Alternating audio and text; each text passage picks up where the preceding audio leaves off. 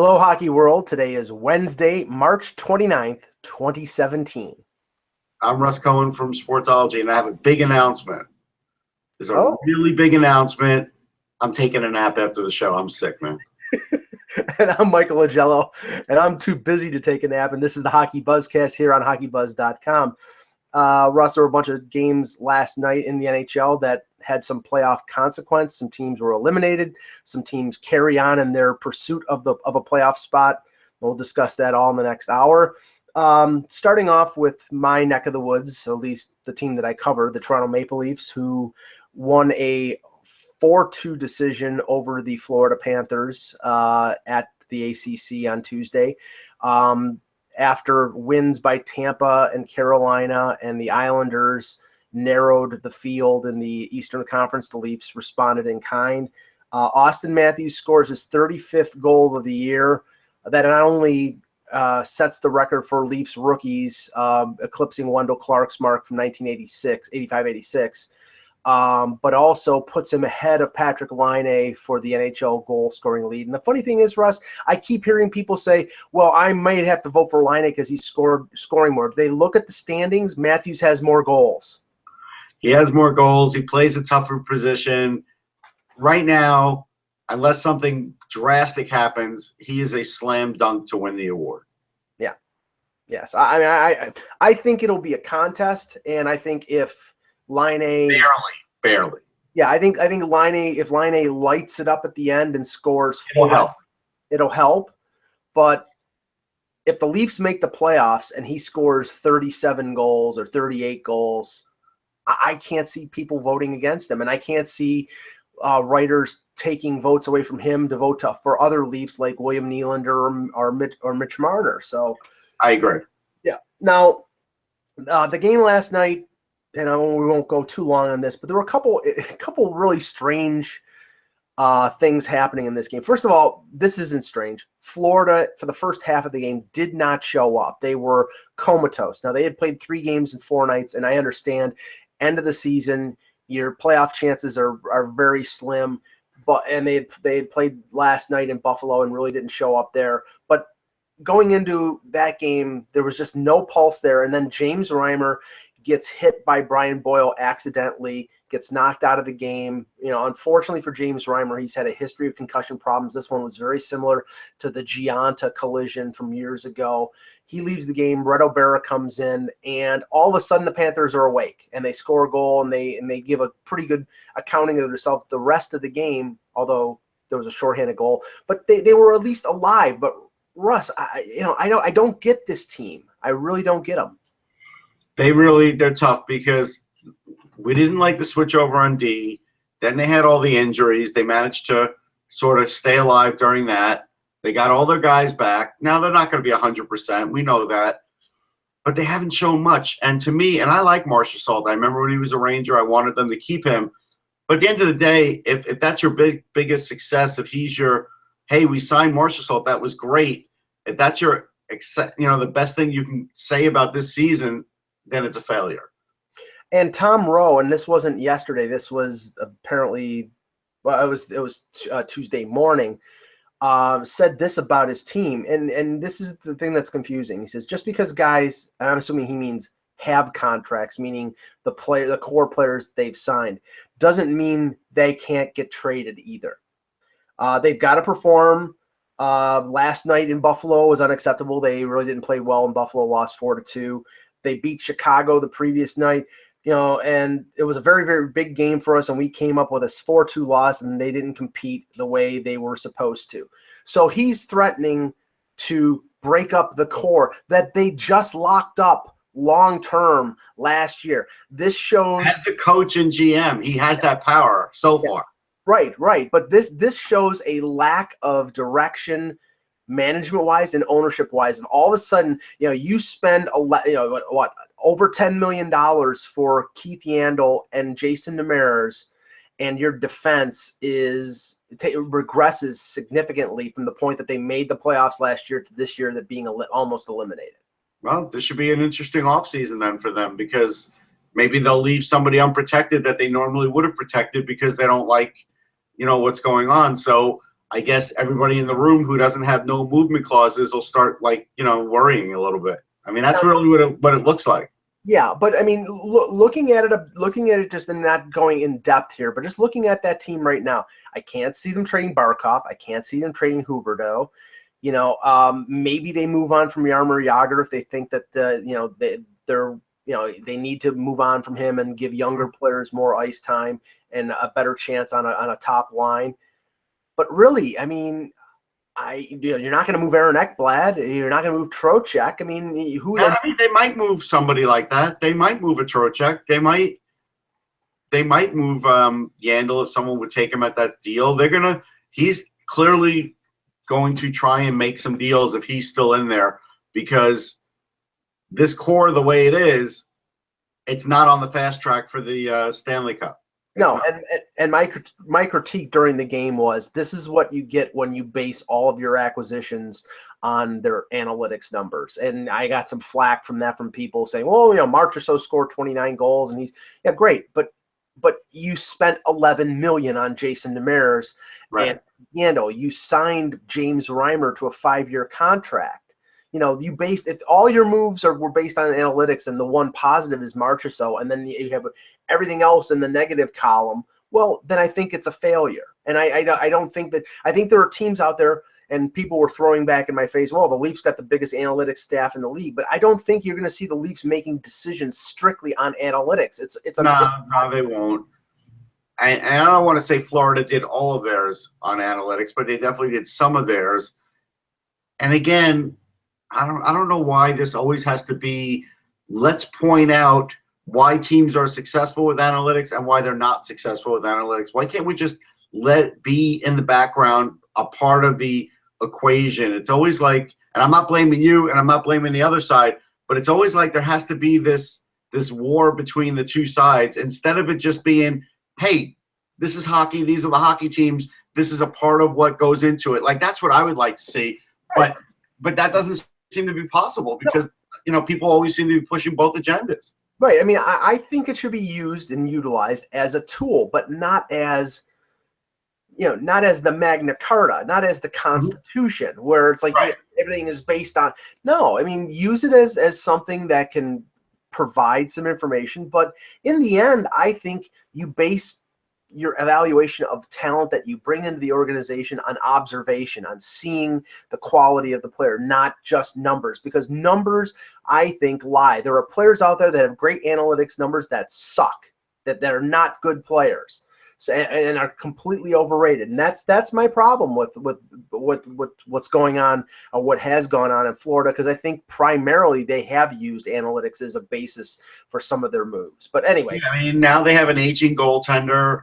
The defense will be another year into it next year, so I would expect that would get better. They still have a pretty good offensive base. Yeah. But the aging goaltender is now an issue. Like, this is why we said even a year ago, you don't know how much longer Roberto Luongo is going to play at the top of his game. Well, I hope I'm wrong, Russ, but the thing is, I think you have question with both goaltenders. Not only, James Reimer's ability to be a number one goaltender, because I just don't think he is a one quality number one goaltender in this league. I think he's, middle of the pack at best. But now he has had concussion problems throughout his career. And last night, now it may not be serious, but it was sort of that whiplash thing, similar to Eddie Lack, but he didn't get carried off on a stretcher, thank God. Right. It was a serious injury, and how and this has happened over and over with him. So that has to be a concern with somebody who's signed for 4 more years. And Luongo is 38 years old, so that has to be a concern as well. The one unusual thing about this game, and then we'll move on to other things, obviously. The penalty, I think it was in the second period, may have been in the third, where Roman Polak was called for high sticking. The replay clearly showed him shooting the puck or batting it out of air, and it hitting Jonathan Huberdeau, who snapped back like he'd been shot. And obviously, it's hit in the face of the puck. That's a natural reaction. The referee, Babcock yelled at the referee. Polak yelled at the referee that he didn't high stick. They called the penalty. He was in the penalty box. The replay was showed on the ACC board, and they reversed the call, Russ. And even Polak after the game said, now they can't reverse the call based on the replay, but the referees got together and all of a sudden they reversed the call. Are you telling me that they didn't see the replay when everybody else in the I told you things are going to start to occur because of replay, whether or not they're in the rules, if they think that it's wrong.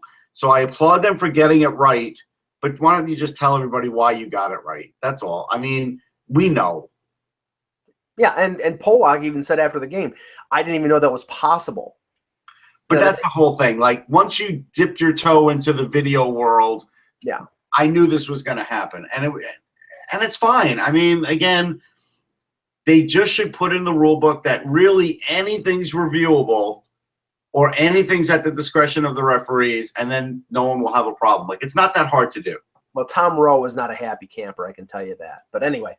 It's the same thing in baseball. You know, you go to the one manager, he says, no, that's not right. Yeah, you're right. And then you go to the other manager, he's pissed because you just overturned it. Like, we've seen that our whole lives. Like, it's just the way it is. It doesn't happen as much in hockey, that's all.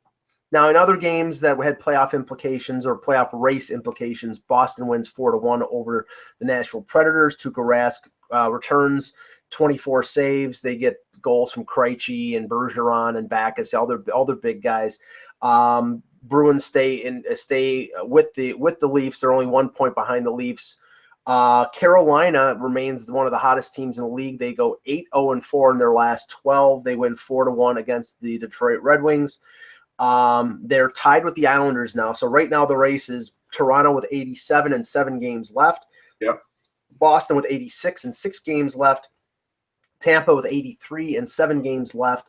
The Islanders and Carolina with 82 and 7 games left. So this is going to change daily, hourly. Yeah, it's gonna be a very. I mean, there are head-to-head matchups with these 5 teams. I know that Tampa Bay plays Toronto one more time. The Islanders and Carolina do. So there's a lot of things can change. Now, one thing that came out today, Steven Stamkos practiced, skated on a line, didn't skate on the side, was not wearing a non-contact jersey. Apparently, this was for the first time. He's described by John Cooper as day-to-day now. He won't play third. I mean, come on. We know he's coming back. I know that he said what he said last week as a precaution, but we knew that if they were in the race, he was coming back. Right. And this is no shock to anybody. No. And, I think let's just say this. I would be very surprised if 8 days from today, April 6th, when the Tampa Bay Lightning visit Toronto to play the Leafs, and the structure right now is pretty much the same, and Tampa is within 4 points of the Leafs, that Steven Stamkos is not in the lineup against them. Right. He's coming back. It's just a question of when and what they do. If they lose 3 in a row, then they may not risk it. But if they're right. But now that they're close again, I get it.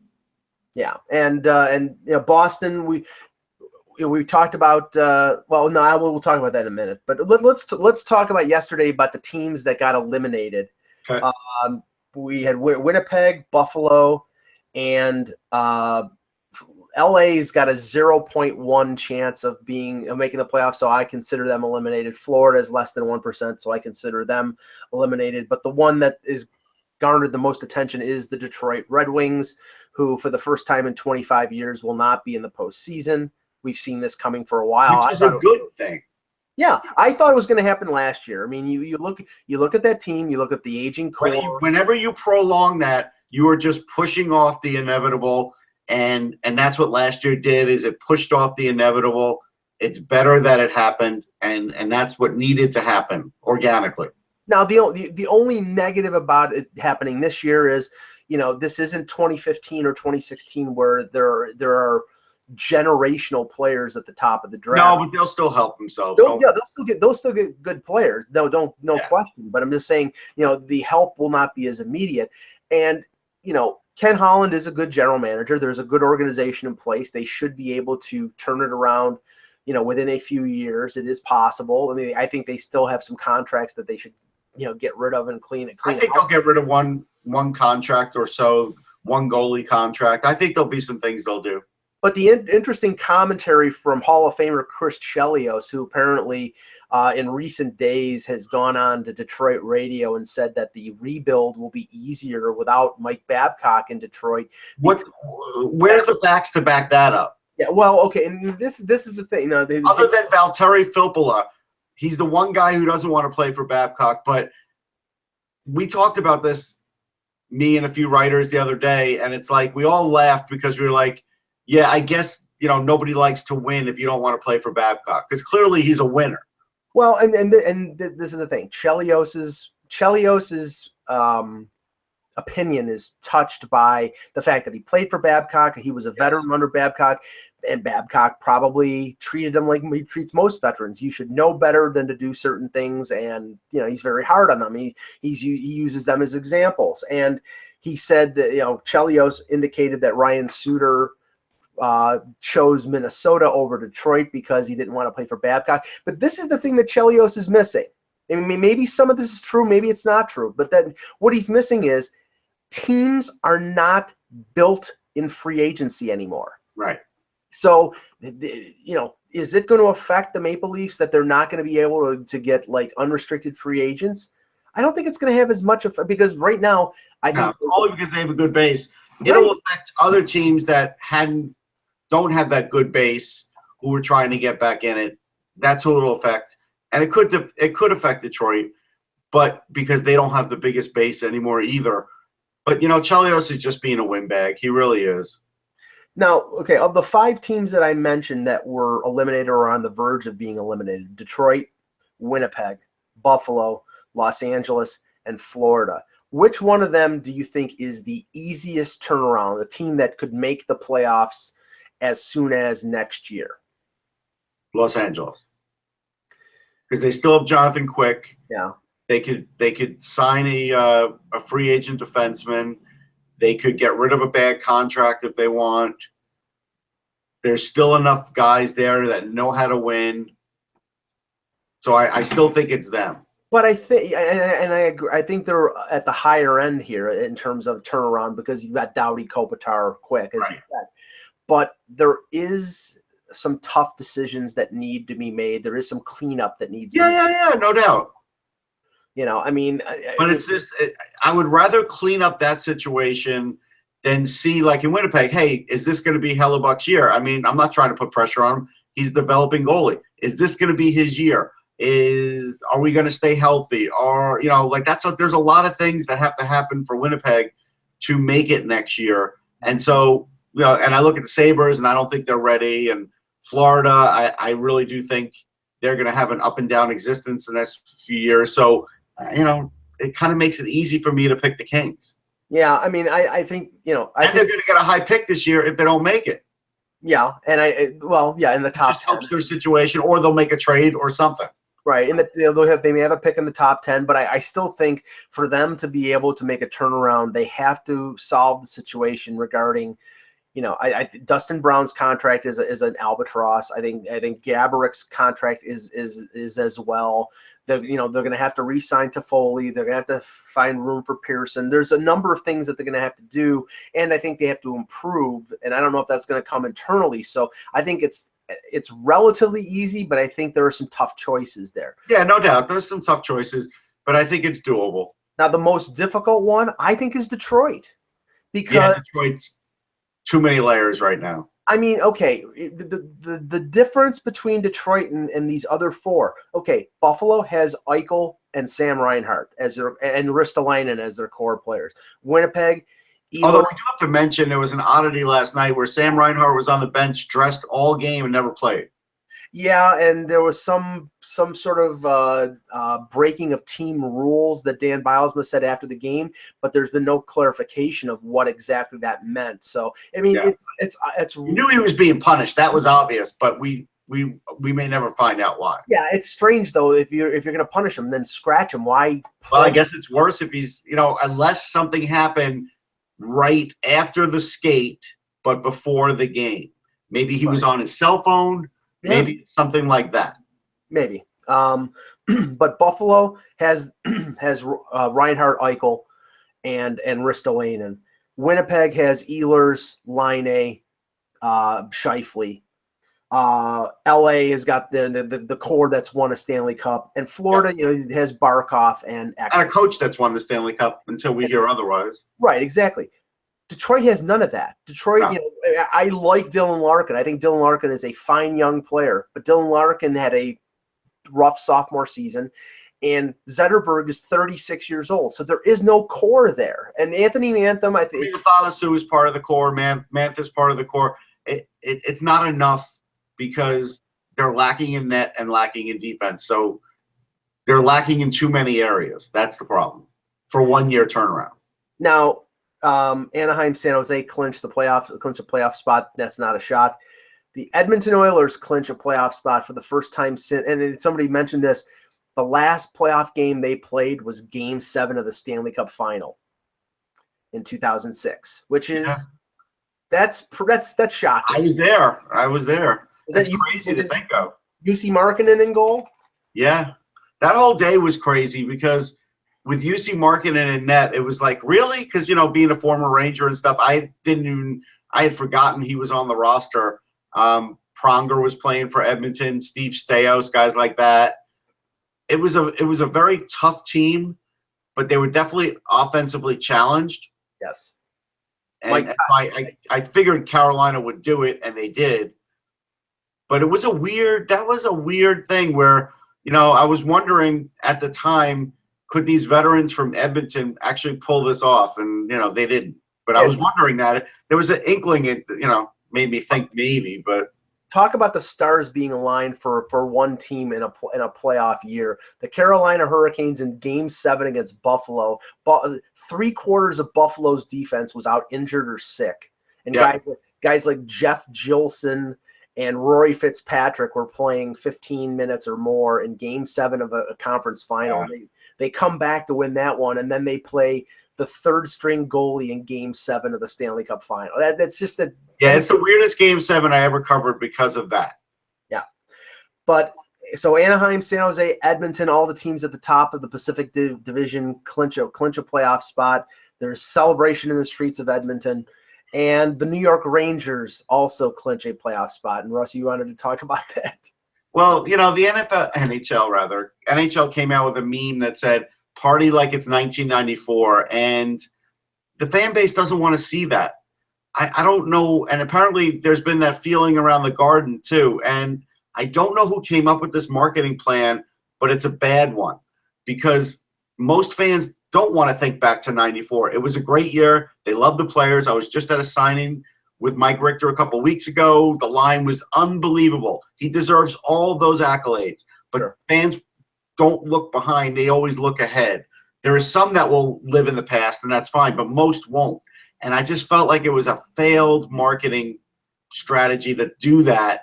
And when I saw that, I cringed. I was like, ooh, this is just – I don't like it. I don't even like it a little bit. And considering they lost the game in overtime, it just gives the weird feeling of the way this year has been for them. And basically, Henrik Lundqvist is not going to be 100%. In a week's time, he's not going to be 100%. There's just no way. He's sort of skirting the issue by saying there's at times he feels good, he feels right. And I think that's the way it's going to be because when you have that little bit of a hip, injury, even if it's just a strain, whatever, jargon you want to use, the more you get used, the more he's going to feel it at his age. And so I don't care what kind of training method you have, that's going to be an issue. So I'm not bullish on the New York Rangers right now. I don't care what their record is. I don't care what the previous numbers are. If they play Montreal, like I've been saying, they're in trouble. Well, I mean, since it's a hip injury, you would think that they would, maybe rotate him and Ranta off and on throughout the rest of the regular season. Right. They might do that now. Yeah, I mean, I would hope so. But, I mean, yeah, if Henrik Lundqvist is not close to 100% and can't play at his best, I think they can beat the Canadians. But I don't know. I mean, look at these games. I mean, these games are high scoring that he's coming back on. I mean, when's it going to be a low scoring game? Yeah. Well, a couple little news and notes here. We've discussed Charlie McAvoy, who was, I think, the best or second best defenseman at the World Junior in Montreal for Team USA. He has signed an amateur tryout contract with the Providence Bruins, the AHL affiliate of the Boston Bruins. Now, that doesn't mean his college career is over with, but They haven't agreed on the 3-year entry-level deal. At least it hasn't been announced yet. So here's what's in the wind. Okay. What's in the wind is, I guess, if Boston were to make the playoffs, they may call him up and may be willing to wipe a year of his ELC off as a result. And so, because that's what's in the wind. But right now, since they're not guaranteed to be in the playoffs, they put him on an ATO basis, which technically is better for the kid anyhow, because you don't want him to be on this Bruins team if they don't make the playoffs. He doesn't need to be a part of that and play bottom pairing minutes where he's not going to do that. You can put him in Providence in the right situation. He'll play the right minutes. He'll get a playoff run out of it, and it'll be good. And then if for some reason they want to put him on the postseason roster, then they'll come to a contract agreement and do it. And if not, then they'll do it after the season. That's fine. How would that burn a year of entry level? They could just wipe it out. I've had a lot of conversations with a lot of different people, and it looks like they could still just, let them wipe it out with that service. Okay. Yeah. I think I don't know if he would be a difference maker right off the bat, but we know he's a very good. He can't hurt. No, he can't hurt. And I think the Bruins, they're going to be in a battle for the remainder of they have the least amount of games of those 5 teams we talked about in the race for the East. So they're going to have to, they're probably going to have to win at least 3 and maybe 4 of those games to lock themselves. But they're not shutting the door or bringing them up. But I think everybody's doing the right thing with this, the way it's gone. Yeah. Now, thankfully, yesterday there was finally an agreement made, a resolution to this. I think PR disaster known as. That's why I wear my Isabel Cup hat, just to support women's hockey. Yes, the USA Hockey and the U.S. women's hockey team reached a 4-year agreement, and according to Kevin Allen from USA Today, who's been on the webcast many a time, the players will make around $70,000 each per year, and potentially more than $100,000 in Olympic years if they win the gold. The women's team players also secured other benefits like upgraded airfare and accommodations that put them on par with the men's national team counterparts, which is basically the parameters of what Hockey Canada has given the women's players in Canada. So, which is great. That's what they were looking for. They were looking for not exactly what the men get, but just a better deal, and they got a better deal. Yeah, they got a better deal, and I'm very happy for them. I just think this could have been avoided, but what they did was they had a choke point. They had the World Championships in Plymouth, at the end of March. Yep. This was an opportunity to get notice and to put pressure on USA Hockey, and they think they did it pretty well. And now, hopefully things will now settle down, but it could have been avoided. And I think it definitely could have been avoided. But now that this has gone through, I'm really happy. I'm happy that it's finally over, and the World Championships start on the 31st. Is it? I think so. Friday. Yeah, I'm pretty sure. Yep. And so that's good. But I got to tell you, there's a lot of boobery going on there on Twitter with just a lot of men trying to say, well, the women don't make as much money as the men, but they don't really understand how everything works dollar-wise. They think that if some reporters put out some dollar figures that they know exactly what USA Hockey's making, which is not true. And so, you will get the worst of possible articles and headlines, like this one that was on Philly.com from John Smallwood. U.S. women ice hockey players need a league of their own. That's the headline. Well, they have 2 leagues of their own already. What are you talking about? And then they show a picture of the Flyers, and I'm thinking, could you make this any worse? Just not even starting the article, could it not get any worse than that? I'm sure they've gotten negative feedback, and they haven't changed it. And it's okay. And look, there are some good points in the article. I don't want to totally kill it, saying that, hey, maybe the NHL can do more for the women's league. That's fine. All that's fine. Maybe they could have a WNBA type league. Well, they don't need to do that now because there are 2 leagues. They could just support those and they would be fine, right? Or just get them to merge into one down the line if that's what's right for the sport. But the idea that they had two leagues and there's a headline like this, it's mind-boggling. It just shows a lack of knowledge, really. Shows a lack of knowledge. And then there were a lot of, like I said, a lot of men out there that just showed a lack of compassion for the situation, figuring, well, it's not me, not my daughter, so why are they acting like crybabies? Get back to the rink. That kind of attitude, and that really bugged me. So I've bitten my tongue until now, because this article is a couple days old too. But I did feel like this didn't help, and I think they meant well by writing it, but putting out the complete wrong information did not help the argument. But everybody else did, and even in Washington, even added a little extra pressure. When you don't want to see politics get involved in sports, this was a time where it did help by just mentioning the cause. Yeah, I'm not so sure. I'm not so sure how much help or how much attention. Well, it didn't hurt it, that's for sure. No, it didn't hurt it. I actually think the thing that provided the most weight was the threat, or was the hint of a threat of the men for the World Championships not going, or showing solidarity with the women. I think that more than anything helped, because then it bleeds into an area where USA Hockey really has most of it has up until now had most of their focus, which is development of the men's game, the USHL, the national development team, and the US in the World Championships, the World Cup, and the Olympics. So I think that now we wish them luck. What's that? Now we wish them luck, and we hope they win the gold. Yes, we do. Okay, talking about international hockey, it keeps coming back, and there may be some news today. Apparently, Gary Bettman and some representatives of the NHL and the NHLPA are over in China. There are scheduled to be 2 exhibition games in China in the fall. There's a lot of attention about and a lot of focus on the 2022 Olympics in Beijing, and the NHL's clearly had an aim of, I think, wanting to go to that one, but not wanting to go to Pyeongchang, which is next February. And the IOC, there's now a battle of press releases that's been going on. The IOC, in a press release yesterday or today, tied NHL participation to the Chinese Olympics to the 2018 games in Pyeongchang. The IIHF has offered to pay the insurance. But they already offered that, didn't they?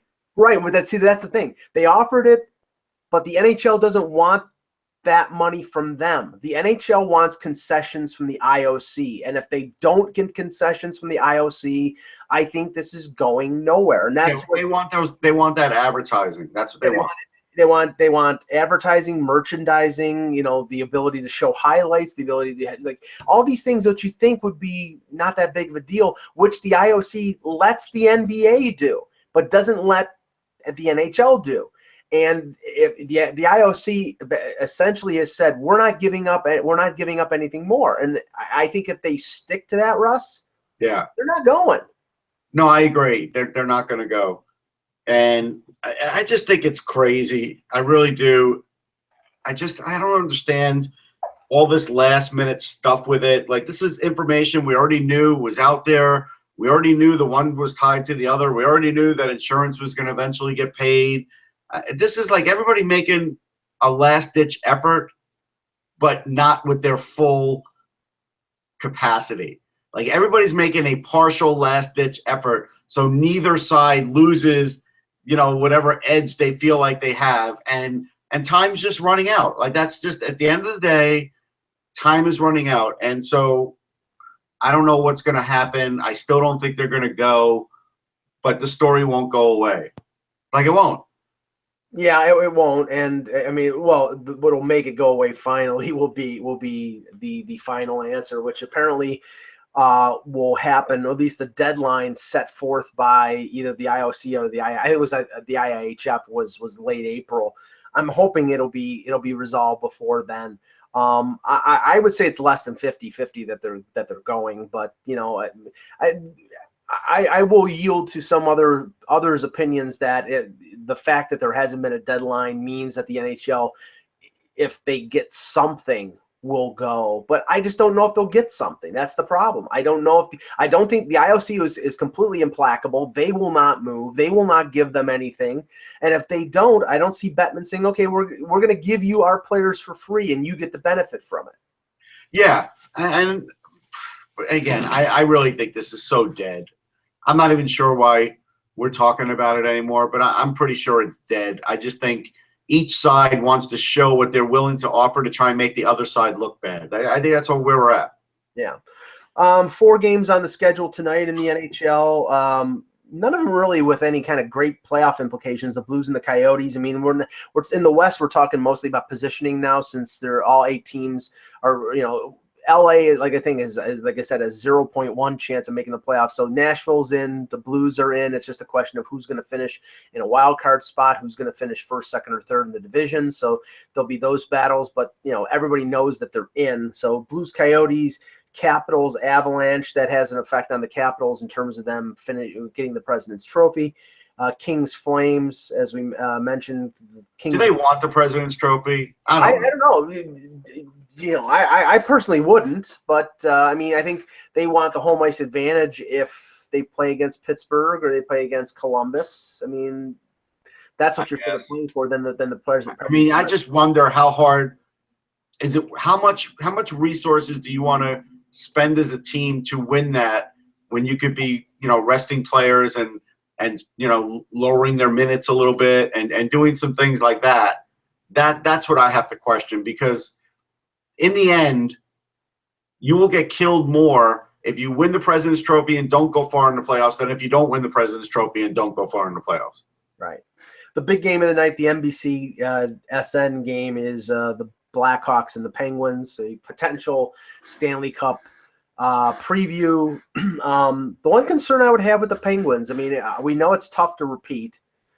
We know that Sidney Crosby's having a fantastic year, but a lot of injuries right now. Now, they'll probably get most of these guys back right before the end of the season, but we know how it is when a player comes back after being off for a couple of weeks. It takes them a while to get back in the swing of things.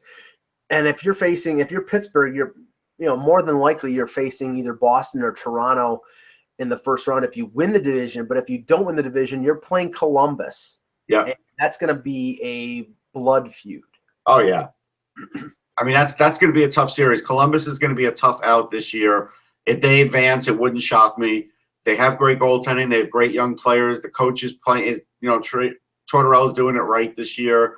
A lot of things are going their way, and they're under the radar. Nobody's going to pick them to beat anybody, and they're fully capable of beating teams. Well, I just hope I hope that Brandon Dubinsky has a new reinforced pair of gloves, and he's wearing a cup, because Sidney Crosby is coming.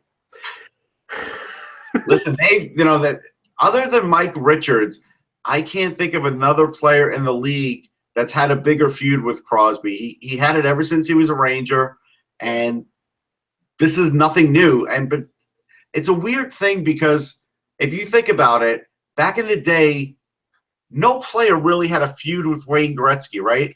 They would have had to have a feud with Semenko or one of his guys. You never got to Wayne Gretzky.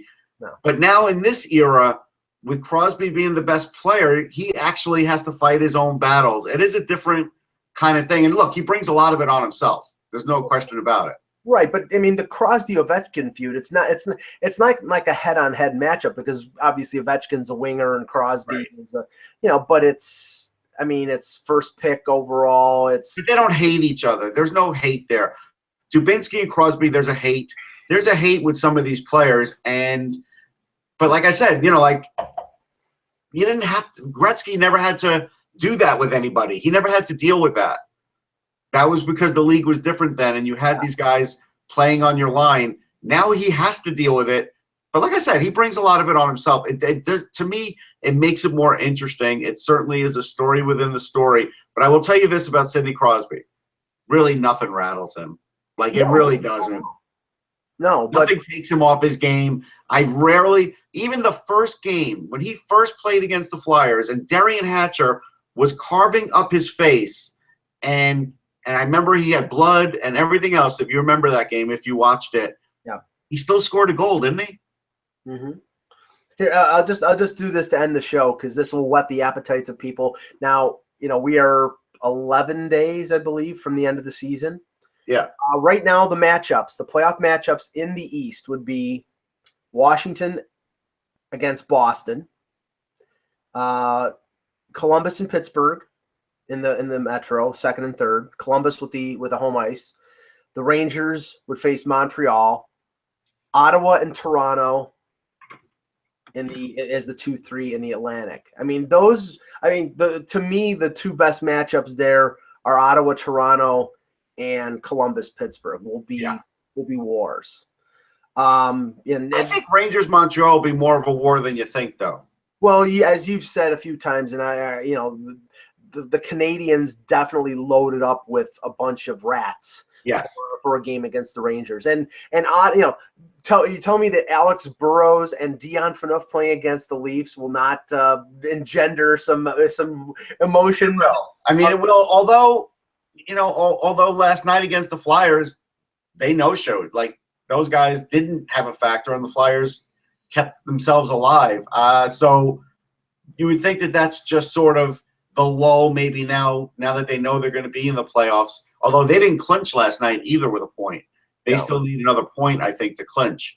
So, but I think they expect to do that, In the West, it would be Chicago, St. Louis, which I don't think Chicago wants. It would be Minnesota, Nashville in the Central as the 2-3, Anaheim, Calgary, and San Jose, Edmonton. Those are all good series. I could see Nashville actually coming through that one. I don't think based on the way Minnesota's playing lately, yeah. I don't think St. Louis is going to win their series. I don't. I think Edmonton would have a chance. I do. The interesting thing with Edmonton will be, what are we going to see out of Cam Ward all of these games? Oh, Cam Talbot. Playoffs. Yeah, Cam Talbot. Yeah, Cam Talbot, sorry. What are we going to see out of him? Well, if it was me, you'd see somebody who's ready to go to sleep after playing 70-plus games. They could rest him now. They could finally rest him now. Well, I'm fairly sure in one of the last couple games they did play Boisson. So, I would assume they would give him, now that they've clinched a playoff spot, I'm assuming. Give him a couple starts. Yeah, give him a couple starts. Give Talbot a little bit of a breather because, based on your usage. Because I think he's going to play the most games in the league now that Anderson's sat a little bit. Yeah, and late news here, the Leafs have sent Garrett Sparks back to the Marlies, so that at least means that Anderson will be the backup tomorrow. But before leaving for Nashville, Anderson said he felt good and basically wants to start. So we'll see what happens tomorrow as they play the Predators. So. That'll be interesting. I want to give myself a pat on the back, but also a pat to a guy. Yeah. Because when I was watching UMass Lowell, I saw them play a couple of games, and there was a guy, Joe Gambardella, who I liked. I told you about him. He's from Staten Island. I know some teams were interested in him, and Edmonton signed him yesterday. And I was very happy for the guy because the first time I mentioned him was the first game. Somebody, Adam Herman, who's a good reporter, covers the Rangers online, he had mentioned that, hey, C.J. Smith looks really good. The Rangers had him in camp. And I basically was like, yeah, I kind of like the center better right now. Like C.J. Smith had a goal. Gambardella didn't. But he was always in on the action. He was always in front of the net. He was doing all the little things, did the same thing the next game that they were in. And so I gave him a little push, guys from Staten Island. I always have a little soft spot for a guy like from Staten Island, because now we're starting to see more players from Staten Island. It's interesting, LeBanc being one of them. It goes back to Nick Fattia was from Staten Island, but there haven't been that many. It's a short list. And so it's nice to just see another guy turn pro from there. So I'm just happy for the guy. All right. We will be back tomorrow with another edition of the Hockey Buzzcast. We'll have Peter Tessier. We may have Eck, but it would be Russ and I, and we'll discuss the games that have happened tonight in the NHL and whatever news and rumors and other stuff that happens. For Russ Cohen, I'm Michael Agello. Thanks for watching, and remember, without the buzz, it's just hockey.